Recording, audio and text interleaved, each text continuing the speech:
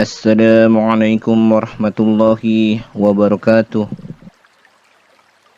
Innal hamdalillah nahmaduhu wa nasta'inuhu wa nasta'firuhu wa na'udzu billahi min syururi anfusina wa min sayyiati a'malina. Man yahdihillahu fala mudhillalah wa man yudlil fala hadiyalah. وأشهد أن لا إله إلا الله وحده لا شريك له وأشهد أن محمدا عبده ورسوله رب اشرح لي صدري ويسر لي أمري واحلل عقدة من لساني يفقهوا قولي. Apakah teman-teman pernah mendengar kisah fitnah yang sangat kejam yang terjadi kepada Ummul Mukminin kita, Aisyah radhiyallahu anha, yang mana beliau difitnah berzina dengan salah satu sahabat Nabi yang sangat mulia, yaitu Safwan bin Al-Mu'attal radhiyallahu anhu. Dan yang memfitnahnya adalah rombongan dari golongan munafikin. Dan salah satu pimpinannya adalah Abdullah bin Ubay bin Salul. Dialah dalang atau provokator dari fitnah tersebut. Dan bagaimana ceritanya? Mari kita membahas dari awal ceritanya. Pernikahan Nabi Muhammad SAW dan Aisyah radhiyallahu anha pernah diterpa ujian akibat perbuatan orang-orang munafik. Sebagai manusia, Rasulullah SAW juga memiliki sifat yang cemburu dan juga keraguan akan kesetiaan Aisyah terhadapnya. Perasaan itu melanda Nabi SAW tidak lain karena berita bohong yang disebarkan oleh kalangan kaum munafikin itu sendiri. Namun Allah melindungi martabat istri Nabi Aisyah radhiyallahu anha dengan menurunkan ayat-ayat untuk membela istri Nabi tersebut. Dan ayat tersebut bisa kita temukan di surat An-Nur di ayat yang ke-11. A'udzu billahi minasyaitonir rajim. Sesungguhnya orang-orang yang membawa berita bohong itu adalah dari golongan kamu juga. Janganlah kamu kira bahwa berita bohong itu buruk bagi kamu. Bahkan ia adalah baik bagi kamu. Tiap-tiap seseorang dari mereka mendapat balasan dari dosa yang dikerjakannya. Dan siapa di antara mereka yang mengambil bagian yang terbesar dalam penyiaran berita bohong itu, baginya azab yang besar. Dari ayat ini dan 9 ayat sesudahnya, seluruhnya diturunkan berkaitan dengan peristiwa yang menimpa Ummul Mukminin kita, Aisyah radhiyallahu anha, yaitu saat orang-orang munafikin, komunitas manusia-manusia pembohong dan pendusta, melontarkan tuduhan-tuduhan yang tidak benar dan ucapan-ucapan nista tentang pribadi Aisyah radhiyallahu anha. Peristiwa ini menunjukkan bahwa Allah Subhanahu wa taala berkehendak untuk membersihkan pribadi Aisyah radhiyallahu anha dan juga menjaga martabat Rasulullah SAW. Mereka itu bukan satu atau dua orang saja, tetapi berbentuk satu golongan, yakni sekelompok orang-orang munafik. Provokator dalam perbuatan yang terlaknat ini adalah Abdullah bin Ubay bin Salul, pentolan kaum munafik dari Madinah.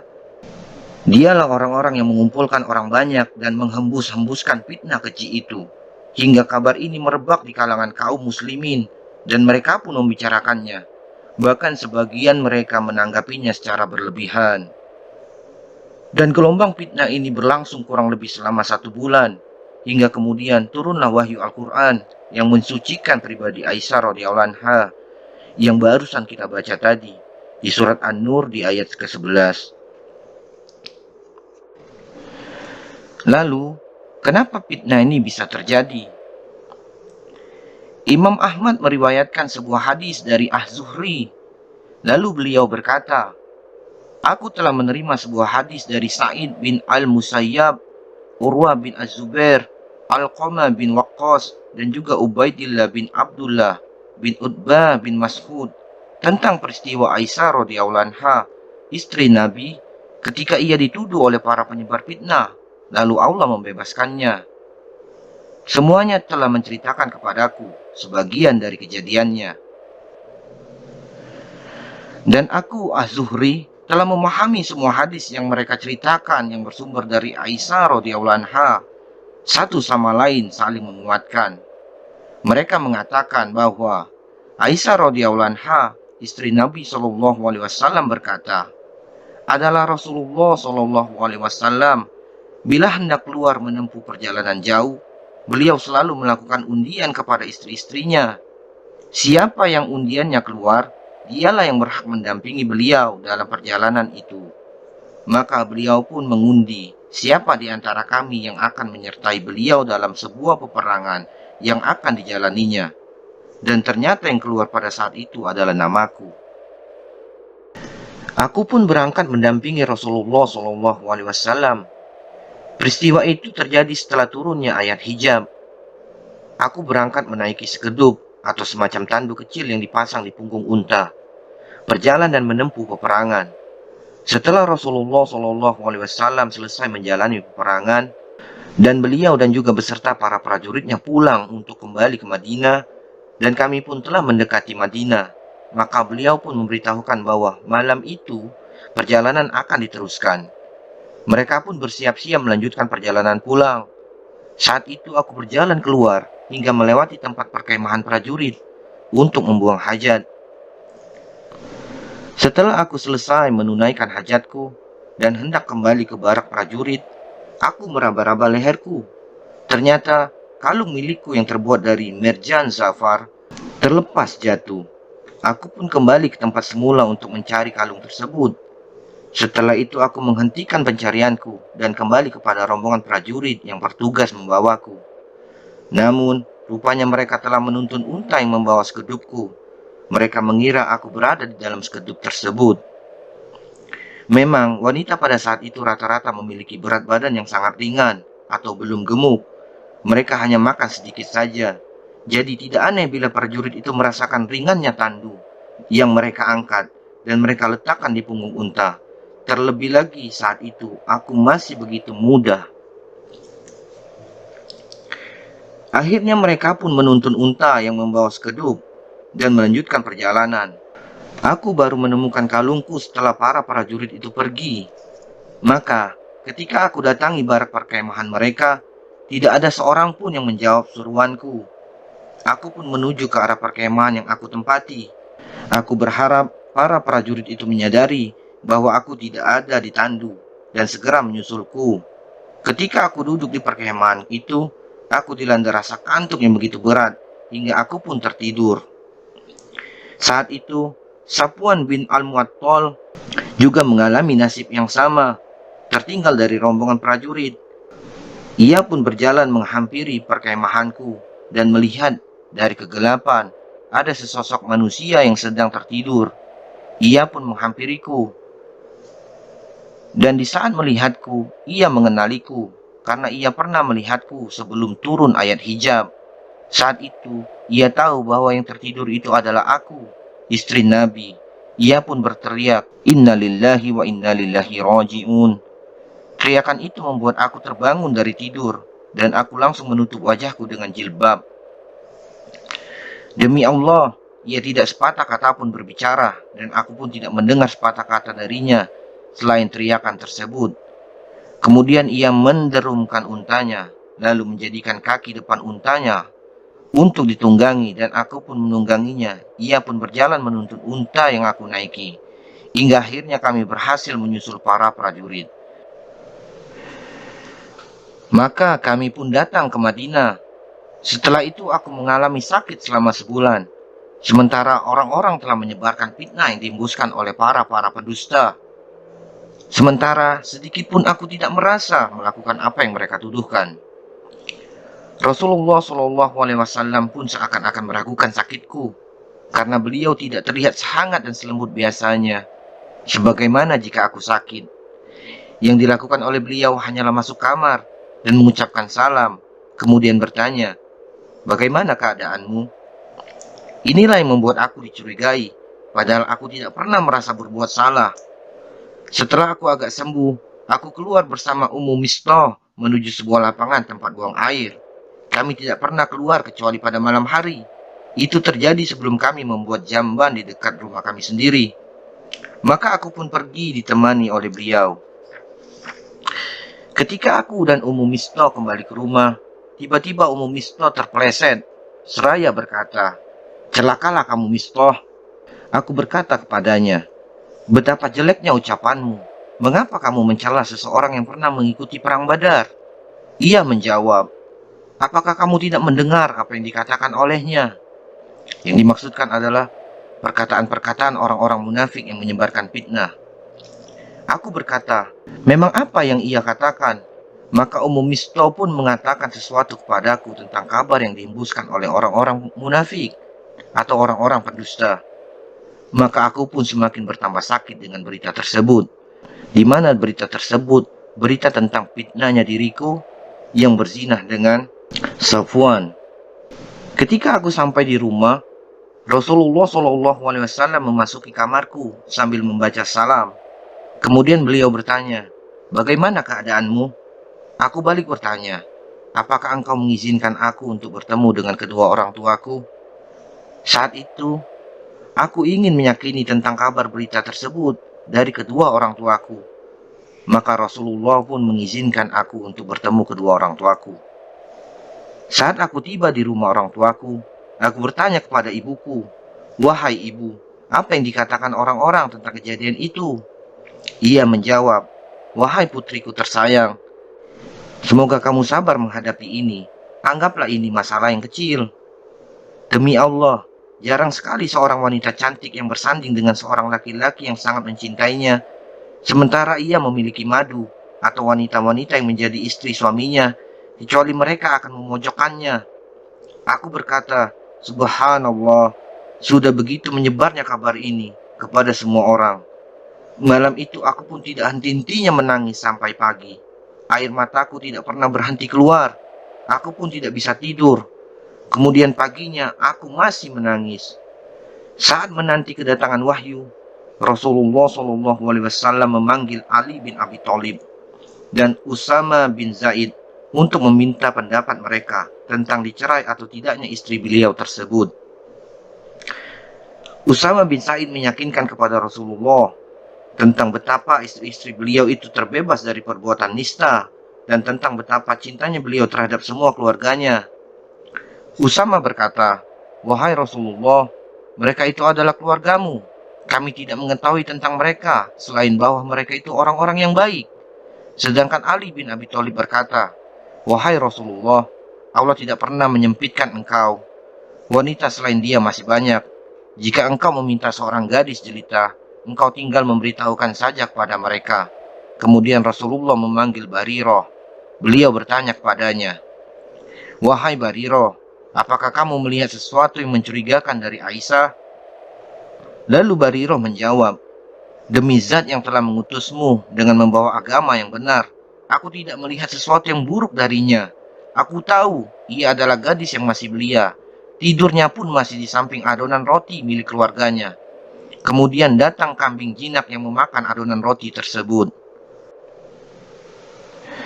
Lalu pada hari itu Rasulullah SAW bersabda, "Wahai sekalian kaum muslimin, siapa di antara kalian yang akan mendukung aku menghadapi seorang laki-laki yang telah menyakiti ahli baitku?" Yang dimaksudkan beliau adalah di sini adalah Abdullah bin Salul.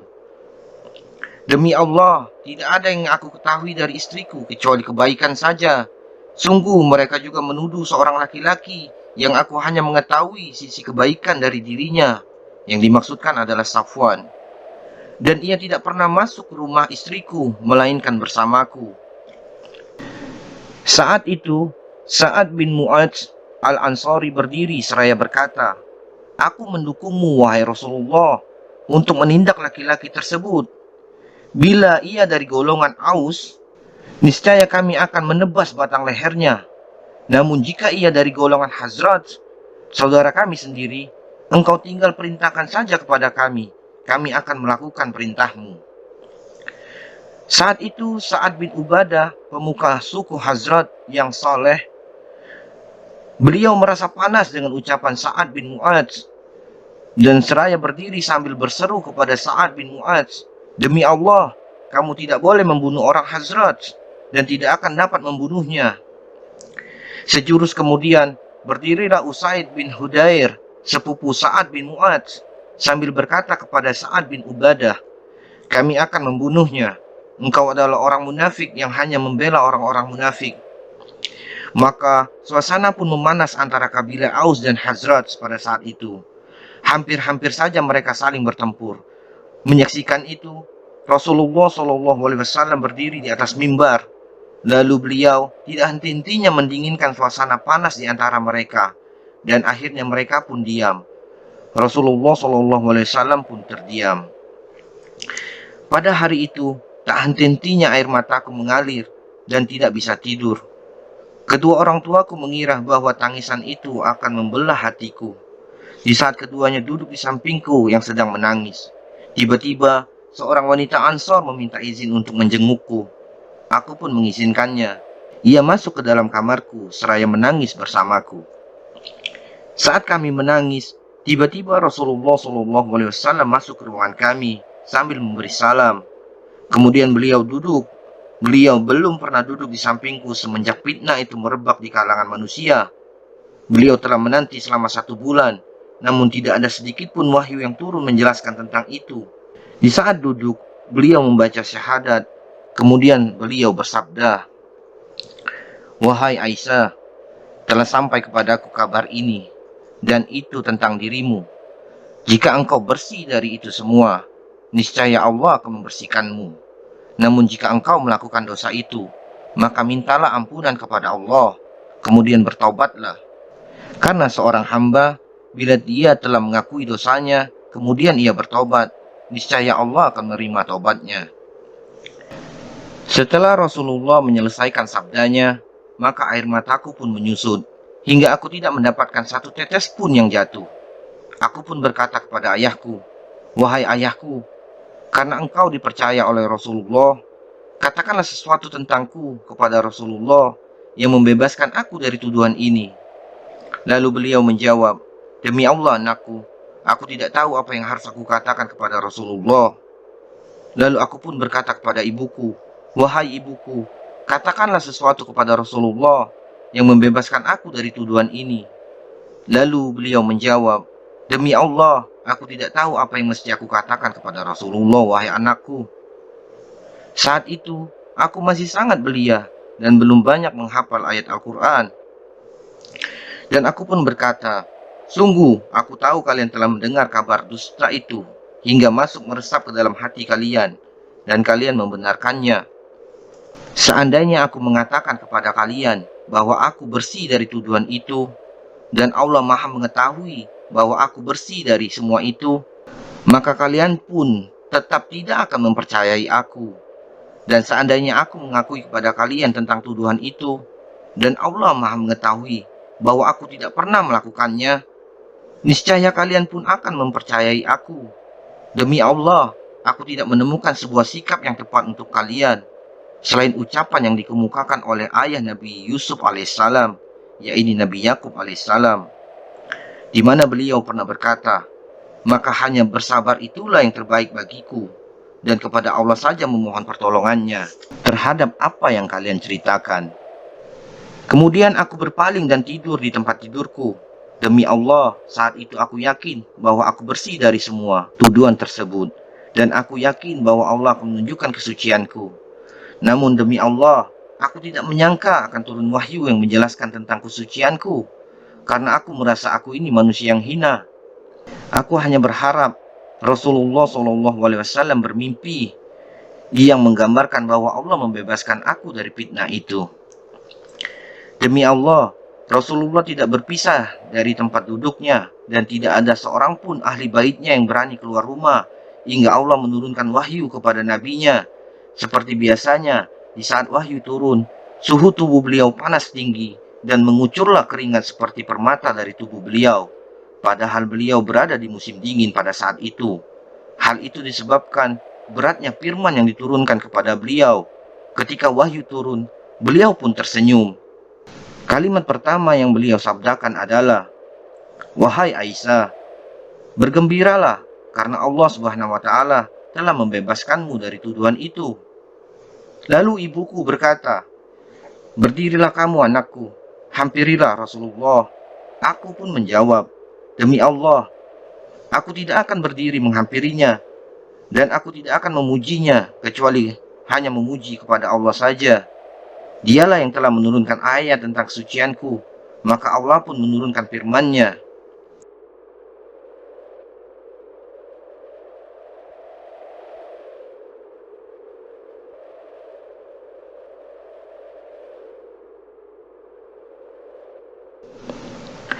Adapun di kisah yang lain, tetap berkaitan dengan cerita ini, di mana ayah Aisyah radhiyallahu anha, yaitu Abu Bakar As-Siddiq, selama ini selalu memberikan sedekah kepada Mistah bin Usasa karena ia tergolong kerabatnya yang miskin. Setelah turun ayat ini, ia berkata, demi Allah, aku tidak akan mengeluarkan sedekah lagi sedikit pun kepadanya. Setelah aku tahu ia mengatakan sesuatu yang tidak pantas terhadap anakku. Karena Mistah ini telah menyebarkan fitnah atau ikut menyebarkan fitnah tersebut. Lalu Allah pun menurunkan wahyu yang berkaitan tentang perkataan Abu Bakar tersebut, yang dimana kita bisa menemukan di surat An-Nur di ayat ke-22. A'udzubillahi minasyaitonirrajim. Dan janganlah orang-orang yang mempunyai kelebihan dan kelapangan di antara kamu bersumpah bahwa mereka tidak akan memberikan bantuan kepada kaum kerabatnya, orang-orang yang miskin dan orang-orang yang berhijrah pada jalan Allah, dan hendaklah mereka memaafkan dan berlapang dada. Apakah kamu tidak ingin bahwa Allah mengampunimu, dan Allah adalah Maha Pengampun lagi Maha Penyayang? Lalu kemudian Abu Bakar berkata, demi Allah, aku sangat suka bahwa Allah mengampuniku. Selanjutnya ia pun melanjutkan kembali memberikan sedekah kepada Mistah sebagaimana yang selama ini ia lakukan. Abu Bakar berkata, demi Allah, selamanya aku tidak akan menghentikan sedekahku kepada Mistah. Lalu di kejadian yang lain yang tetap berkaitan dengan kisah ini, Aisyah radhiyallahu anha pernah berkata bahwa Rasulullah pernah bertanya kepada Zainab, salah satu istri Nabi, tentang kasusku ini. Lalu beliau bertanya, wahai Zainab, apa yang kamu ketahui dari Aisyah? Ia pun menjawab, wahai Rasulullah, aku menjaga pendengaran dan penglihatanku.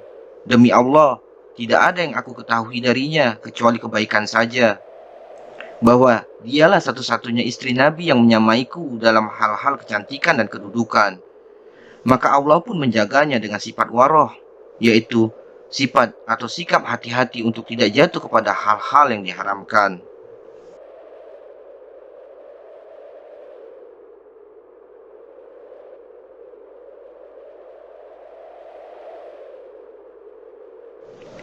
Ibnu Syihab berkata, inilah akhir kisah yang telah sampai kepada kami tentang para penebar kabar bohong itu. Hadis ini pun juga diriwayatkan oleh Imam Al-Bukhari dan juga Imam Muslim di dalam kitab As-Sahih mereka dari hadis Az-Zuhri. Wallahu a'lam bisawab.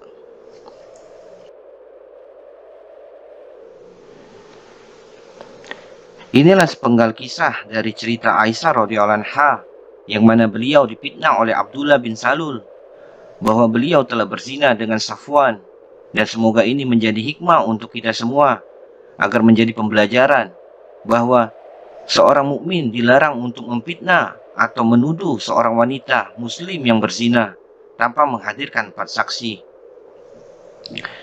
Lebih kurang saya memohon maaf. Bila ada kekurangan di dalam cerita ini, saya memohon ampun kepada Allah. Bila ada kebenaran, itu pasti datangnya dari Allah. Wassalamualaikum warahmatullahi wabarakatuh.